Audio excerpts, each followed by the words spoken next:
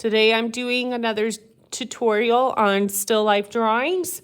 So in my image, I wanted to make sure that, or on my paper, I wanted to make sure that I had enough space to be able to do a complete drawing. So I wanted to make sure that the top of the flowers are gonna have plenty of space on the page.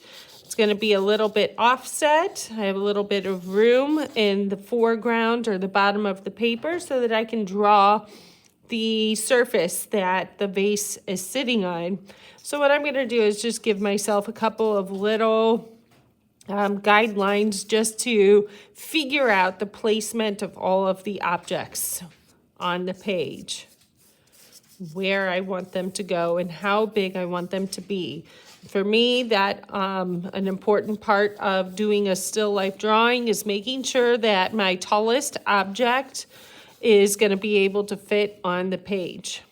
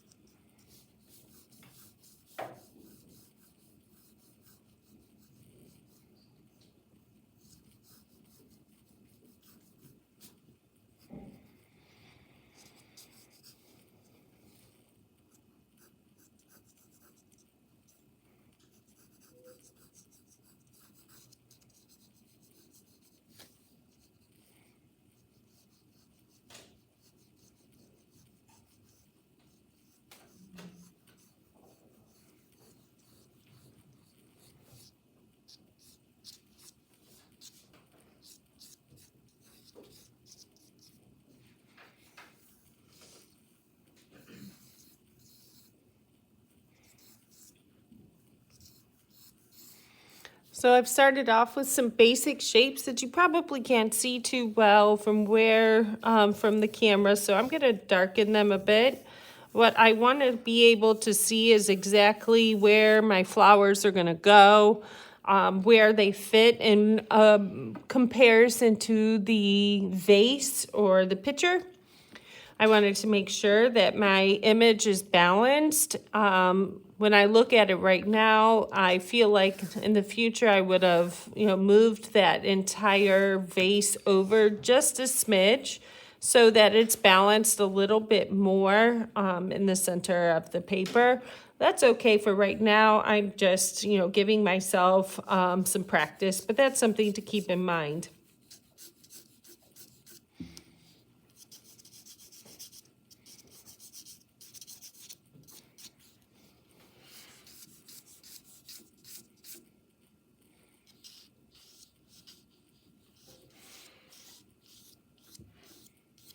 So right now I have some basic shapes just to get some information on the page and show exactly where everything is going to be on the page.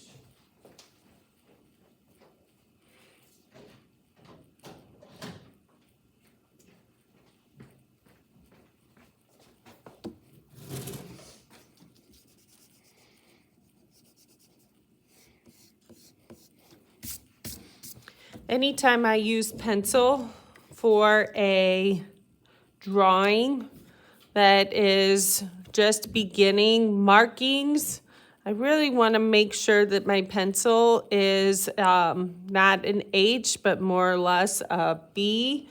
I like to start with the lighter pencils, so a 2B would be what would fit into that category. If you had a pencil that is labeled, for example, this one right here is labeled 4B. If it says 4H or it has an H on it, those are for hard lines, and you really don't want to use that for your beginning details. You want to be able to blend your lines. You don't want those lines to be permanent. You want them to be just a little kind of beginning point. So no hard lines. Really, what I mean by that is this line, if I have a 4B, I can soften it, and I would also be able to erase it. if I try to erase one of my H pencils, I'm still going to have like an indentation in my paper, and it's also going to, kind of make a big difference as far as how I'm able to blend.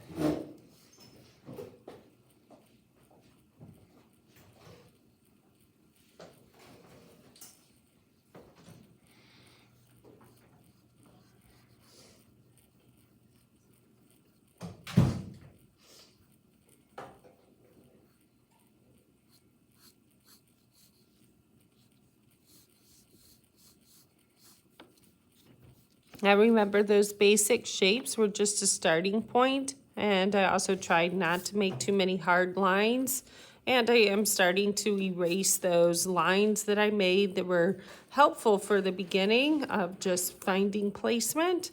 Now I'm starting to put in the actual shapes of my objects just to get us started.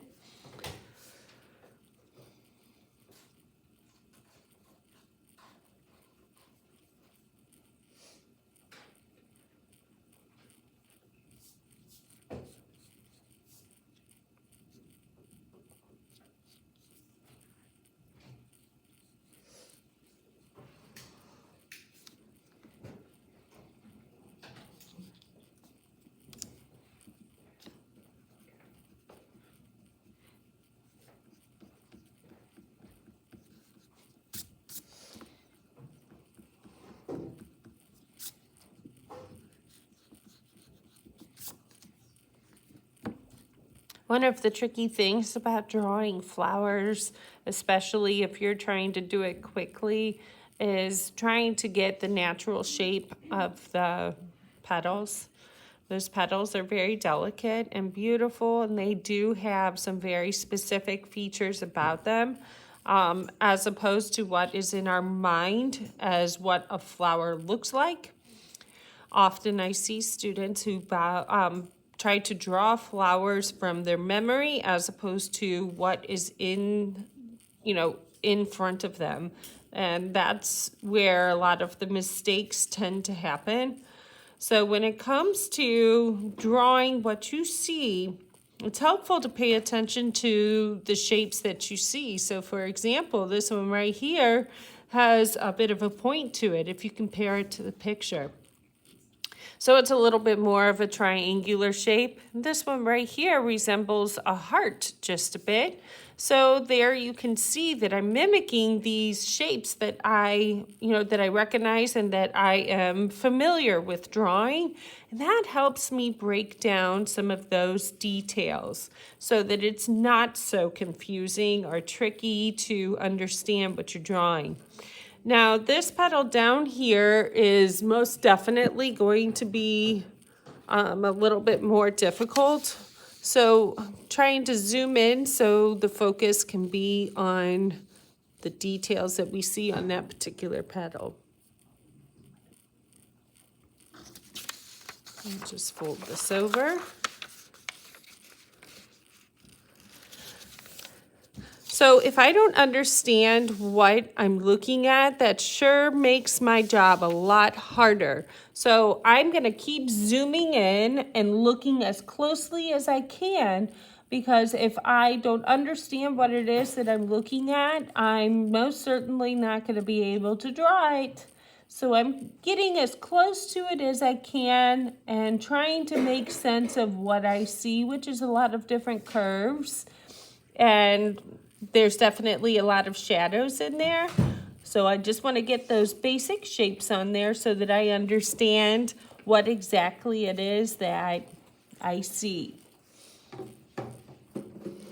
I sometimes have students who at this stage where they don't understand the petals of the flower, they will start drawing from their memory of what they think a flower should look like or what the petals should look like. And that's where I see big mistakes start to happen. And that's what you want to try to avoid. And also the purpose of a still life is to learn about not only drawing the placement of objects, but drawing kind of the details that you see. My interpretation of the details that I see might be different than yours. Nothing wrong with that, but I do think that it's helpful to be able to see other people's interpretation. Then I'm like, oh, I didn't see it like that. Yeah, you're right. That information does, that does make sense. So then I adjust what I'm doing based on, what I've learned. One of the things about being an art teacher is that you tend to have students who are even better at art than you are. And that's a wonderful thing. And so I've learned a lot from watching some of my students do what they do.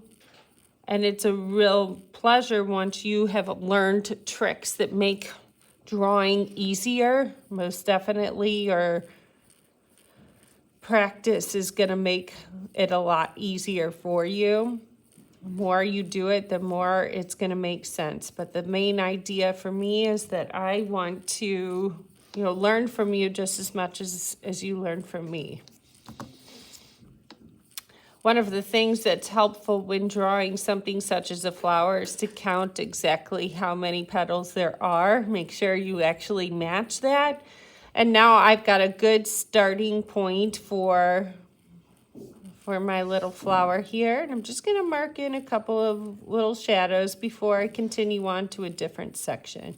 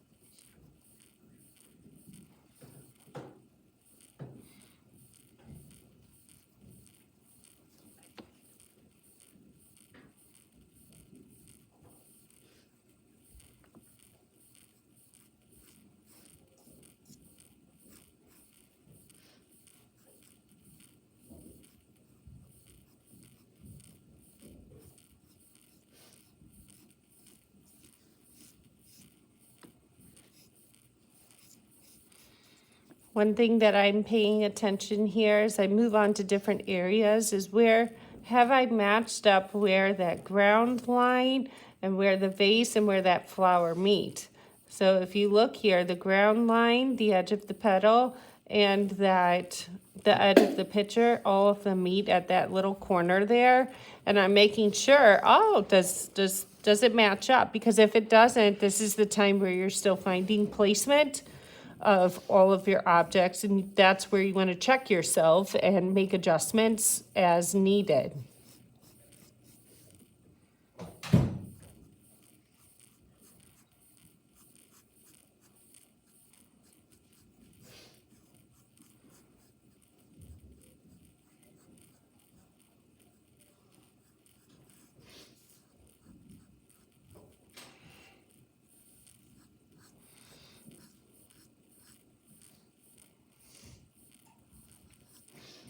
Now I'm also paying attention to where my shadows are. Since this is a white picture, I am going to see some areas that are going to be completely white.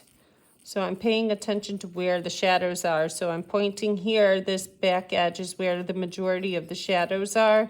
The underside of this little hoop, that's again where the shadows are. And then you see this little transition where those shadows on this spot start to disappear. And then the shadows begin to appear closer to the bottom of that handle.